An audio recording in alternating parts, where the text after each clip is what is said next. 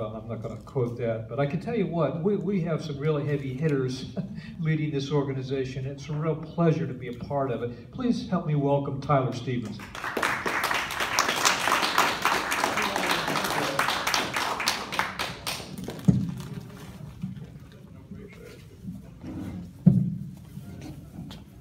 All right, thank you everybody. My talk today is going to be on new age parapsychologists and really, kind of the transition that I think is happening in science into psychic research, into more of like consciousness research and psi. So I'll go ahead and kind of talk about exactly what this presentation is about. And I think it's better to just kind of go into the three different topics that I think are more of a focus of this presentation. And it's really going to be about the paradigm happening science that's, I think, is led by parapsychology research. So leading researchers in the field are really working towards mainstream recognition and acceptance of the science into the field. So in combination with the research, the presentation is also about technology, using the technology moving forward. As you can see outside, I've got a couple of new technology devices that I think could be used with research and with spirituality growth as well. But part of this presentation is kind of pointing out some concerns that I think are in the field and that are just widely known throughout science, and some of the questions that are about parapsychology in the direction of where parapsychology is going and if that connects exactly where consciousness and psi research is going. So we are living in a time of conscious discovery, cosmic discovery, where really science is kind of being reshaped right now in our time. So there's a lot of opportunity for people to come forward and make theories and really test them out to see if they're true. So who am I? I just want to kind of introduce myself. Kind of stole my thunder there a little bit with my accolades, but I did do a joint presentation. Really, my first direction I wanted to head towards was really focusing more on the science and the research, because I had been interested. How I got interested in the field, it really wasn't that hard to get me interested in parapsychology. It just took really one word, and that was astral. So somebody mentioned to me the word astral, and that was just extremely interesting to me. And so I really got interested in the subject of out-of-body experiences and astral projection. So that was while I was in Atlanta studying audio engineering and video production. So in researching just the phenomenon, I learned more about parapsychology, ESP, and one of the things I noticed right off the bat was there wasn't a lot of marketing and promotion and content for the actual research, the actual science that was going on. And so that was really one of my motivations to get involved into the field. So a lot of what I am researching, it has to do, some of it, most of it, I'd say, is having to do with experiences that I've had in my life as well.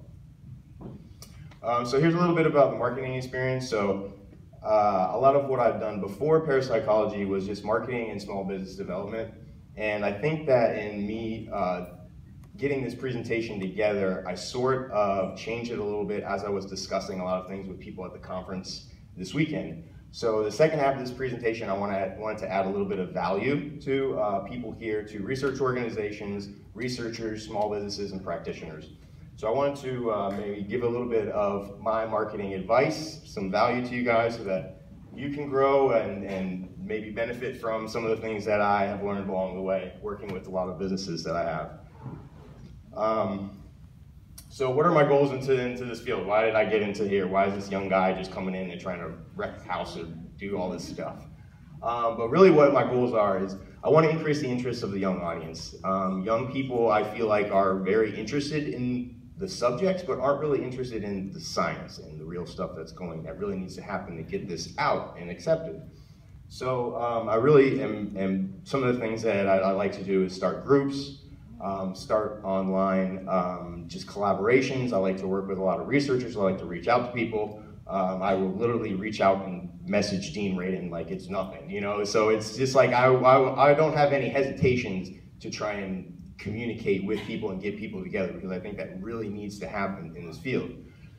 Second thing is educating families and parents on psychic phenomenon in children. So both of my parents have been principals for over 25 years. I've been in education my entire life. So I've been around children. I have 2 children of my own. And I really think there needs to be a focus on educating families about psychic phenomenon, how kids deal with it, how they grow up with it. And so my first be-all research project was on precognition in children and comparing the differences in ages. And there were some interesting results from that study. So another goal of mine is just to increase scientific testing using the technology. I think that we're still talking about Zener cards, we're talking about dice kind of, and we're talking about some of these old things that really is, we don't even really need to be talking about it. And it's interesting data, just the data is really good, but we need to, I think, take a step into another direction and start talking about like testing in virtual reality, testing on mobile phones. So that's the direction where I think the field needs to go instead of still doing these testing procedures that are a little bit dated. So one goal of mine, and I think a goal really of the whole field, if you talk to anybody in general, is just create a collaboration or a community of like consciousness and spirituality in general that wants to move the field forward in general. So creating like a community, a consciousness community where respectable people can get together and talk about where consciousness is and what exactly the definition of it would be.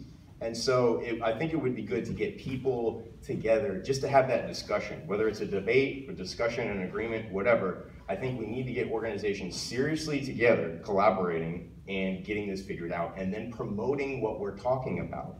Letting people know, opening people up to the discussions that are happening. Because if you go online, you really don't see anything other than somebody just talking about the research. That's really all that is you see. So if you get to where you can get people in a room really having a discussion, whether it's, it's going to be intense at times, it's going to be debates, but what's going to come out of that is people really getting interested in what you're talking about. And my last is helping research organizations, practitioners, increase awareness of their work. So something like this, me trying to get involved, just trying to get people together, more awareness on what everybody's trying to do. So one thing that I really like to do is I like to create stuff. I just like to do digital marketing, websites. So when I first got into the field, one of the first things I saw that was pretty evident was there's not a lot of cool stuff.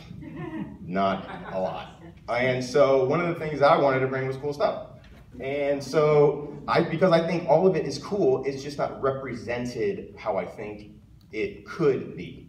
And so a lot of what I did in the beginning was just getting things together where I could release information and people could easily find it. So what you don't want is a website that's www.spiritualconsciousness/WCT.com. So you want something that's easy, presentable, and somebody can know to tell somebody else. And that's what I really was kind of searching for, were ways that I can present my information or different kinds of research that people could easily find. And I'm just kind of asking the question, how do you present, you probably want to ask yourself this, and how do you present your work? How would you represent your work? Would you feel that it's your best work? Would you feel that it's visually representative of what you want to? So what's currently happening in parapsychology? And where is the field right now? What's happening in the science? So right now I would say that it's a little bit scattered. And research organizations or researchers are really, it seems like they're off doing their own thing. So individual research organizations, the good stuff though is happening is researchers and organizations are gaining credibility and notoriety. And traditional scientific fields are working on research that involves parapsychology topics. So physics, quantum mechanics, a lot of these sciences, new sciences that are coming along and advancing are getting into the fields that have been researched for the past 100 years. So paradigms also, I think, happening where psychic phenomenon and consciousness are really getting related to all of human nature, and it's not being isolated. So people that are showing phenomenon and are having these experiences aren't being seen as an outsider. It's more of everybody's having these experiences. You may be having just more intense than other people. So where do I think parapsychology is going? Where do I think it needs to go? I think there needs to be, like I had in the previous picture, it was scattered. I think it needs to be more together. It needs to be more collaborative. So I think we should transition into new terminology, and we should relate the phenomenon to everyday life and everyday experiences. We should bring out new and innovative ways to test the phenomenon using technologies of your mobile phones or technology, virtual reality. We definitely need to collaborate with research organizations and spiritual organizations as well. I think this is a great organization to get that started because you've got spirituality and you've got consciousness. And I was just talking with somebody that, you know, you can see the contrast sometimes when someone who's tipping the scale and talks more about spirituality, and the scientists or the more science people are like, I can't really take this. And then you have, you know, the science people talking and the spirituality come out and they're like, I don't understand this stuff, you know? So you've got the whole thing, but what needs to happen is just that. You just need to have that conversation happening so that there can be an agreement in the middle and sort of like a cohesive theory that comes out of it. So collaboration of research and significant data to the public, because there is really a lot of significant data that just nobody really knows about. So there are a couple problems that are and have been prevalent in the field. I'm just going to address just a couple of which I think, and that's replication. So when everybody does a significant research study, or there's a project that has a lot of attention, I feel like most of the time it's just kind of like an isolated project, and there's not really a lot of people taking that project and working on it further along and trying to establish the phenomenon even further. So having multiple researchers and organizations working on the same project will just add to the validity of the phenomenon. The second problem is adapting. So a lot of parapsychology is pretty firm on their stance opposing the change, and if anybody took a look at Dean Radin's parapsychology opening address, and that he tried to change the name of the association, it was not very well received. So people in parapsychology and researchers aren't really open and willing currently to changing some of the terminology or changing the organization to something like consciousness research or psi research is essentially what I'm kind of pointing out. And one of the things for adapting in some of these scientific organizations is a lot of what I hear is funding. You know, funding is our issue. Funding, we need money, we need more money. But is funding really the issue? Because if you had money, I feel like sometimes the organizations, even if they had money, they aren't really sure what exactly they do with it. And they don't know if what they would do with it is going to be successful or bring return on their investment. So what is a new age parapsychologist? What do they do? What is a new psi researcher? So 4 points that I would say a new psi researcher does is they develop and create new research projects involved in cutting edge research and constantly pushing the fields and the boundaries. They replicate significant studies. So take a significant study, do it with their own research subjects, and then publish their own results along with the previous study. So they also participate. I would say they participate in psi research.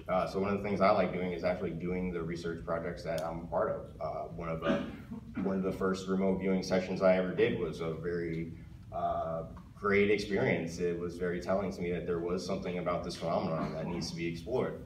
Another thing is promoting the research, and this is really a key that I think needs to happen with parapsychologists, because promoting research is not just sending your stuff to journals and publishing it online.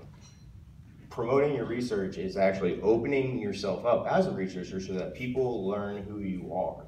And one of the things that I think makes people who are really successful today in the field is because they are constantly telling people about who they are, and they're constantly telling about what they think and what they feel. So a lot of people are scared to open up like that. And if you are scared to open up like that, you have a big opportunity going forward to present your ideas. So this is kind of the second half of the talk, and I wanted to kind of go over what I think is really happening with scientific organizations, researchers in general. And I don't believe that a lot of organizations are taking actions to ensure that their future, that they're going to be around in 20 years. So they're relying a lot, what I see is a lot of relying on memberships and donations for all of their revenue and income. And it's really difficult to grow. And honestly, this is probably a difficult thing for a lot of people to hear, but it's true. And so most scientific organizations, they don't even have a good product or service to offer that they can have consistent revenue. I mean, it's tough to talk about money when it comes to this stuff, but it's one thing that I think needs to be discussed if the science is going to go forward and organizations are going to grow. So what are really researchers and organizations looking for? What do they want? What do you guys want in your promotion? So really it comes down to kind of two things: revenue and response. So you guys would like to create revenue off products and services, have a digital marketplace where people can come and buy some of your stuff, look at your materials. You'd like to get future grants and research opportunities. Teaching courses, you'd like the opportunity for you to provide information to people who want to come and learn more about what you're doing. And you want to be able to have sponsorships, put on conferences, get people involved. The responses that you'd like to have, research feedback, a lot of people online and offline, publications, press releases, creating fans, social media buzz, and scientific attention. So those are just a lot of the responses there's a whole lot of responses that we can go through. And I'll just run through these revenue kind of slides really quick and just kind of what I just went through. But gaining a new audience is something that I think that a lot of people are looking to do. And getting new members and advocates of their work is really something that is an issue. And one of the things that I think can help is really identifying who you're looking to bring into your organization, or who are you promoting your research to? Who do you think is going to be interested in actually reading and fans of your material? And how are you getting their attention? Writing something and posting it online now is not going to get young people's attention. It's not. And I'll give you an example of it in just a little bit. And how are you keeping their attention? Because one of the things that I see a lot, and I'm guilty of it as well, is somebody will be ready to do a blog post and they'll do 2 or 3 blog posts in the first week, and then 3 months later they won't do anything. And so you have to be consistent, and you have to always be open to trying new experiences and trying new marketing tactics to get to a younger audience. How many people are on Snapchat? 2. 3. That's what I'm saying. But you would see that if you went on Snapchat or any of these other avenues, that there are people on there talking about phenomenon that you're working on. And so it's just identifying the people and really putting yourself out there and thinking about new and innovative ways to market to these individuals. So you have to create your community. And that's what essentially a lot of organizations are trying to do, is to create a community of people that are fans and advocates of their work. So how does your brand or your organization, how does it feel to your audience? And how do you think it portrays when you post your information or your research out to your fans or your social media pages? So you want to be able to create digital communities of like-minded members and really encourage collaboration between those, because, yeah. I'm just wondering, so if you're going to younger people, is their language a little different in getting to them?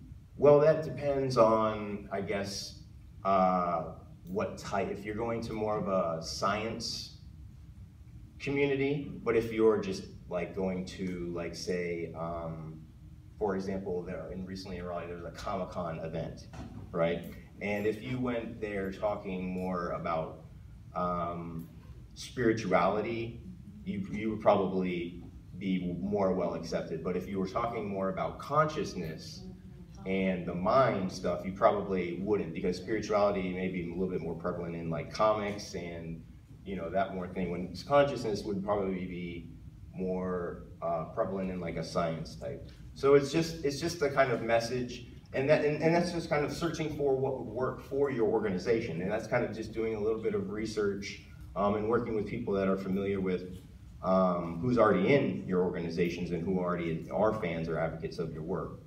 So using those people who are already fans to kind of grow your content and grow your audience. So how do you get younger people interested? You figure out where they are. And you target really people who I think, a couple groups of people who I think are good. Recent college graduates, spiritual practitioners, and parents of intuitive children. And that's just people who are open to the information that is presented to them. And I think if you present it the right way, they'll become interested. Because a lot of, if you give somebody that's interested in telepathy a journal explaining some research projects, or you give them a 5-minute movie explaining the phenomenon, it's no comparison to which one they're going to be more interested in. So you've just got to go out there and be prepared to present your information like that. And how are you reaching them? So the majority of young visitors aren't even really reading like that anymore. And so they're going to likely be on a mobile device, tablet, or now they're going to be with a headset on. I mean, it's like that. And what type of media are you using? If you're not using video, you need to use video. So everything right now is being made into visuals and audio. So the information presented is, if you present the information with just written material, it's not going to have the same effect as if you have visual to provide for the. So video marketing. So I'm already going to tell you right now, you're probably not even really looking at the right side, because the video marketing side. And so it'll catch your eye. Just video marketing in general is going to catch your eye. So even though this side is explaining to you kind of what video marketing is, you're still going to be attracted to what's on the left-hand side. So what the point is that video marketing is just a really powerful tool that catches people's attention. And so it's really easy for people to scroll up past a post. It's not really that simple to scroll up past a video that looks attractive and intriguing. So that's an easier way to get people interested right away in what you're doing, is create a video. So what are some effective marketing channels for organizations, practitioners, really any researcher in general? And you really should use all marketing channels, not just one. You should really spread out all eggs in a basket. One of my first jobs when I moved to North Carolina, I was marketing director for 10 franchises for 2 Men and a Truck. So I had the ability to have a budget of $100,000. So instead of putting it in just a couple of marketing campaigns, we were able to spread it to 12 different marketing campaigns, analyze which ones really worked, and then put the money into the ones that were really effective. And that's really what should happen with your organizations, is really branch out to try and see what exactly is working, and then focus on what is working and really go for that. So some of the effective marketing channels that I think people should focus on are local groups and networking. So any way that you can get people together in your facility or talking about your organization together in a group atmosphere is a really good thing. Scientific research channels. So there's a lot of magazines, there's a lot of online posts. Reach out to some of these organizations, because people are looking for other people to write for them or to post for them or content. I would guarantee you a lot of people are looking for content. Everybody's really always looking for content, stuff to post. Social media. And that's just I could spend 2-hour presentation on just social media. But social media, you need to be on all platforms that you feel comfortable on social media. And you need to consistently be posting on social media. And I would say video, and just do a small test on social media. And social media is a great place to test things too with your audience, because you'll find ways. Facebook is a good way to test out an idea without actually committing to it. So it's a good way to gauge your interest in somebody, in a group's interest in a topic or an experience or a problem. So spiritual business directories. Small businesses are always looking for help and ways to expand their reach and awareness. So getting together that science, research, spirituality, and business all kind of working together to help everybody grow together. Local events and partnerships just like this, getting people together, organizations, we've got a lot of organizations here today, getting them all together, working together towards the same goal, and not just getting together and then dispersing after. You know, I feel like a lot of conferences is everybody gets together, hey, I haven't seen you in a year, okay, see you, I'll see you next year. And so that's kind of what a lot of it is, instead of, hey, let's call next week and let's work on this project. And so I think there needs to be a lot more of that, more of serious collaboration and communication between research organizations and researchers. Sure. Hold on, you're going to run short of time as it is, I think. So if you can hold that, we got about 10 minutes left for you. So yeah, I can take questions if people have more questions. You know. All right. Yeah. You want to do it now? Yeah, sure. Go ahead. Okay. I'm just wondering, so if you do presentations for free anywhere that would like what you do or learn what you do, that's another way of getting out there. Sure. Yeah, absolutely. It's a simple way to do it. Yeah, and online presentations, webinars. I mean, record yourself giving a presentation and then promote it online. Now I've got a couple of slides left and I'll take some questions. Oh man, this is a pain point for me because every time I see a spiritual website, it hurts me. So creating an engaging website is extremely important now, and it's like the most important thing now. And so one of the things that I think organizations are slipping up on is easy ways to make their websites better. Easy and effective ways to make it functional and attractive. Because really those are the two things that you want your website to be, functional and attractive. So you want people to go on, learn about your organization, easily navigate around your website, and like it and come back. You want them to come back. And the best thing is if they sign up for something, if they actually give you their information. So these are the kind of things, this is part of what I built a website for somebody else. And this is sort of the points that I made to make the website. So really what you really are gonna need is it to have interactive videos, in my opinion, biographies or information about your organization, and visually attractive, easily functional. And you should have somebody that's consistently updating the information in your blog. So there should be a consistent way that people can go on and find about new information, new news, new discoveries, new research, not just from your organization, but just in the field in general. So a blog about your organization and then maybe some information about the field in general or what's going on with you. All right, then that's my presentation. So I just want to let everybody know if you're thinking about doing an idea or you're thinking about improving your marketing, just stop thinking about it and go ahead and do it.